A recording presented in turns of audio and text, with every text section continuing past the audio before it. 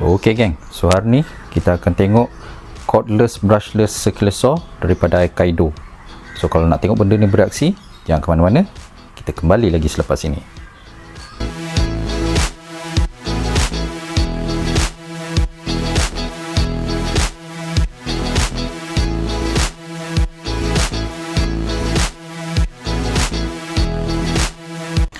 Okey geng, Assalamualaikum, selamat datang ke channel saya. So hari ni kita akan review Akaido punya cordless circular saw. Ini adalah cordless circular saw pertama daripada Akaido. So saya sebelum ni dah memang ada pakai Akaido punya produk, grinder, rotary hammer drill, dia punya drill. Jadi saya sangat berpuas hati dengan produk-produk dia. Akaido ni pun adalah company Malaysia, jadi saya lebih yakin dengan dia punya support untuk produk dia lah. Okey, circular saw ni dipinjamkan kepada saya untuk dibuat review. Saya memang ada plan lah nak beli circular saw ni. Jadi saya pinjam dulu, saya nak test tengok macam mana, dan kalau performance-nya okey, dan saya akan beli untuk saya sendirilah. Sebelum ni saya dah memang pakai Makita DHS 680. Jadi Makita DHS 680 ni saya sangat berpuas hati kerana saiz dia cukup untuk kegunaan saya. Saya tak ada nak potong kayu besar-besar sangat. Biasanya saya akan guna circular saw ni untuk potong plywood. Jadi bagi kegunaan saya perlukan circular saw yang ringan, compact dan senang nak maneuver lah. Untuk spesifikasi circular saw, dia punya blade dia dipakai 165mm. Blade nya datang sekali, dia ada 24 teeth punya blade. Bore dia ialah 20mm, jadi kita boleh beli blade yang mana yang 20mm. Tapi bila saya buka kat dalam dia, dia punya arbor tu sebenarnya adalah 16 lebih kurang 16mm ya, dan 15 lebih 16mm. Jadi saya rasa yang ni memang boleh masuk untuk Diablo punya blade lah. Kalau katakanlah kita beli daripada US punya blade yang arbornya 16mm, kita boleh masukkan. Kalau tak pun kita boleh guna trik yang buka diamond tu dan kita masukkan blade tu ke circular saw ni lah. RPM dia ialah 5000, nanti kita akan test, dan baterinya ialah 21V standard daripada Akaido. So saya recommend kalau pakai circular saw ni, kita pakai yang 4Ah ataupun 6Ah punya. Sebab circular saw kuat makan power juga jadi kalau kita nak potong seharian, lebih baik kita ada bateri yang besar sikit supaya kita tak perlu nak tukar-tukar bateri. Bateri dia ada yang dijual yang 2Ah punya, 4Ah punya dan 6Ah punya. Kita akan test pakai 4Ah punya bateri lah. Untuk review pasal bateri dia, saya dah buat review bateri dia masa saya buat review untuk grinder. Jadi kalau nak tengok macam mana performance baterinya tu, boleh tengok dalam video grinder saya tu lah. Bateri dia memang okey lah, okey sangat. Daripada apa yang saya test tu, 4Ah memang betul dia punya kapasiti dia ialah 4Ah. Untuk ciri-ciri dia, bila saya tengok circular saw Akaido ni, betul-betul dia iras macam Makita DHS 680 jadi betul-betul iras DHS 680. So dia menggunakan brushless motor. Motornya pun macam ni, bentuknya pun macam ni, dan even plate bawahnya pun adalah iras kepada DHS 680 Makita. Macam dia menggunakan molding yang sama untuk base plate dia. So base plate nya sangat tegap. Satu benda penting yang kita nak cari bila kita beli circular saw ialah base plate dia. Jadi make sure base plate nya tegap supaya tak bengkok lah nanti, tak senang bengkok. Bila dia bengkok nanti, ia akan menjejaskan kualiti pemotongan kita nanti. So untuk model ni ianya agak compact, blade dia 6,5 inci saja, 24 teeth. So ini dah cukup okey lah untuk memotong plywood ke apa semua tu. Saya pun dah test dah hari tu yang dia punya base plate ni, dia boleh masuk dengan Makita punya guide rail adapter tu. So saya ada beli guide rail adapter untuk saya punya DHS 680. Memang boleh pakai untuk digandingkan dengan Akaido ni. So dia boleh masuk, tak ada masalah, dan siap boleh dikuncikan. Jadi bila kita gunakan ni, kita boleh gunakan Makita punya rail system. So kita boleh gunakan Makita punya rail system untuk Akaido punya circular saw ni. Jadi rupa dia memang sebiji dengan DHS 680, kecuali DHS 680 punya beberapa lagi fungsi yang ekstra lah. Tapi Akaido punya circular saw ni pun tak kurang hebat dia. Bila kita tengok dia punya adjustment dia untuk bevel So untuk bevel macam DHS 680 dia boleh bevelkan dia punya plate ni sampai 50 degrees. So yang ni pun lebih kurang sama kita boleh hanya longgarkan saja dia punya ni, dan kemudian kita boleh setkan bevel. So bevelnya sampai lebih daripada 45. Saya tak ukur betul-betul dia punya ni, tapi macam DHS 680 dia ada positive stop untuk 45 degrees. Jadi kalau kita nak pergi ke 50 degrees, dia ada satu lagi button dekat sebelah sini untuk adjustkan dia supaya dia boleh pergi melampaui 45 degrees tu. So untuk ni tak ada So ini kalau kita nak potong 45 degrees, kita kena pakai speed square lah.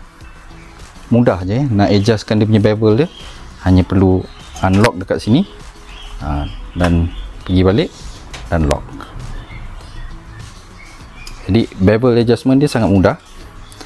Dia ada positive stop untuk 0 degrees saja, maknanya untuk 90 degrees So untuk 90 degrees kita boleh adjust positive stop dia menggunakan grab screw ni Jadi kita masukkan ataupun keluarkan grab screw tu untuk mendapatkan 45 degrees. Jadi yang ni saya dah test dah, dia punya angle dia adalah betul-betul 90 degrees untuk yang sekarang ni. Jadi saya tak perlu adjust lagi dia punya grab screw ni. Cara untuk turun naik blade dia sama juga macam DHS 680. Kita hanya perlu tarik lever ni dan kita boleh naik turun jadi kita boleh naik turun. Dan ikut spek dia, dia kata max depth of cut dia boleh sampai 57 mm. Jadi kalau maksimum macam ni ialah 57 mm kemudian kita boleh lockkan balik. So bila dalam keadaan macam ni, dia sangat low profile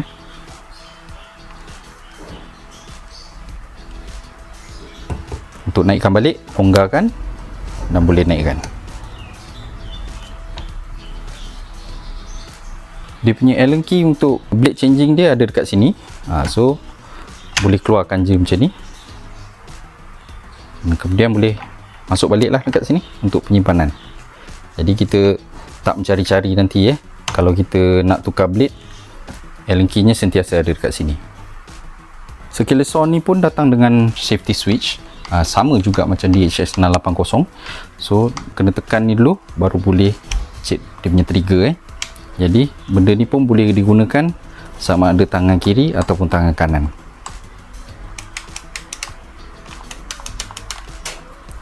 Untuk penukaran blade dia, ini adalah blade sebelah kiri Jadi cara untuk buka dia punya blade dia adalah ke sebelah kanan. Jadi macam kita nak mengetatkan kalau macam tu, dia punya Allen key ni tadi dekat belakang, boleh keluarkan. Okey, menggunakan Allen key tu, dan dia ada dia punya blade stop dia dekat sini. So kita akan tekan ni masa kita nak buka dia punya blade So untuk buka blade dia, kita akan pergi ikut arah jam So buka ikut arah jam, ketatkan balik lawan arah jam. So dia reverse thread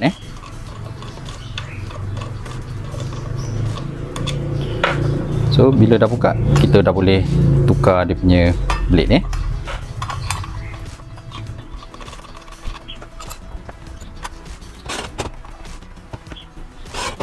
Dia punya build quality dia okey. Yang ni aluminium Rasanya aluminium tebal. So cast aluminium. And then dia ada dia punya guide rail locking dia. Yang ni tak sure datang sekali ke tak, tapi dia punya thread dia ada. Sebab ini adalah unit pinjaman jadi saya tak tahu, saya tak sure kalau benda ni datang sekali ke tak. Kemudian dekat sini ada indikator dia. So indikator dia ni dia menunjukkan status bateri dia, sama ada penuh ke, setengah ataupun dah low. Dia juga ada error message lah macam Akaido yang lain-lain so macam tu Akaido yang lain-lain pun ada juga dia punya protection dia. So 1 lights flash, 2 lights flash, 3 lights flash punya error message semua ni ada tertulis dekat dia punya panel ni. Grip dia semua ada lapisan getah, dan lapisan getah dia sangat selesa lah, dia very grippy jadi memang senang untuk kalau kita nak kendalikan circular saw ni. Okey, jom kita tengok RPM dia. Okey, untuk RPM test ni saya baru je charge Akaido 21 volt 4 hour punya bateri So bateri ni memang mantap. Saya suka sangat bateri ni.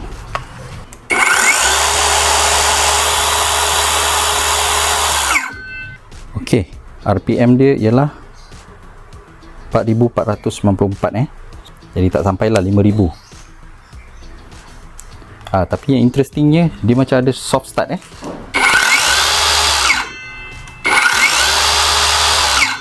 Dan kemudian dia ada auto brake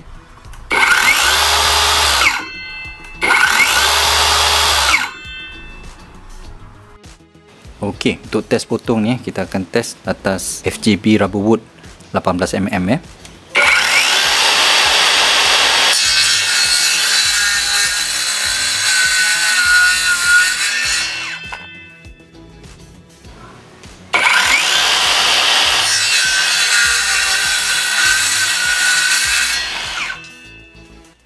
Okey, senang je nak potong. Potongannya pun okey. Speed dia pun okey lah. Saya ingatkan slow sikit, tapi nampak gayanya okey. Boleh untuk potong FJB. So yang ni kita akan test dia punya maximum cut capacity dia. Kayu ni 3 inci 7,5 cm. Jadi kita akan try tengok maksimum dia berapa banyak yang dia boleh potong. Okey, dah turunkan secara maksimum.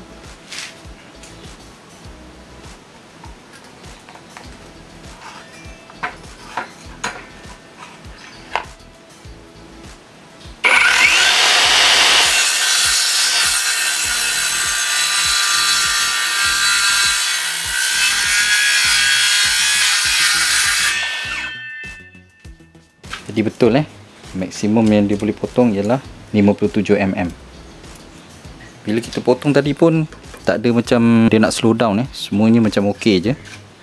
Kayu pun kayu pine yang heat treated Try lagi satu.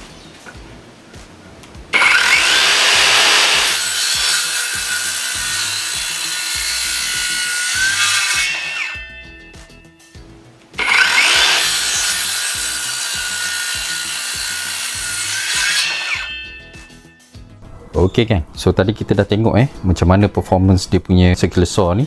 Memang pada saya bersesuaian lah dengan tugas apa yang saya nak buat. Dia punya adjustment dia sangat senang. Jadi untuk adjust bevel dia hanya perlu menggunakan lever ni Jadi sangat mudah. Kemudian untuk naik turunkan blade dia pun sangat mudah hanya perlu menggunakan lever ni dan kita boleh naik turun Jadi size blade dia pun sangat sesuai untuk saya, 165mm, 6,5 inci.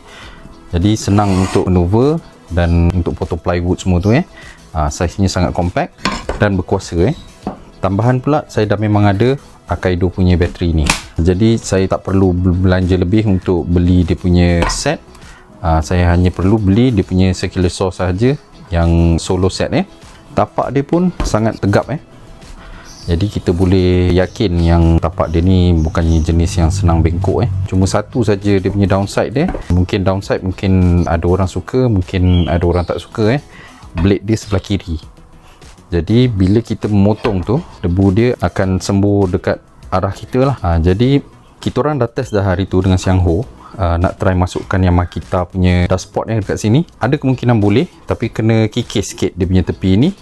Supaya dia boleh masuk lagi senang lah untuk dashboard dia tu. Kalau benda tu boleh masuk, memang plus point lah.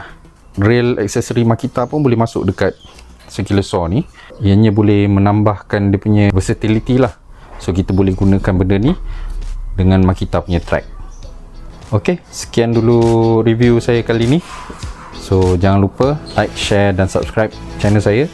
Boleh check dekat YouTube dan FB page saya, Itu DIY So kita jumpa lain kali. Okay, bye.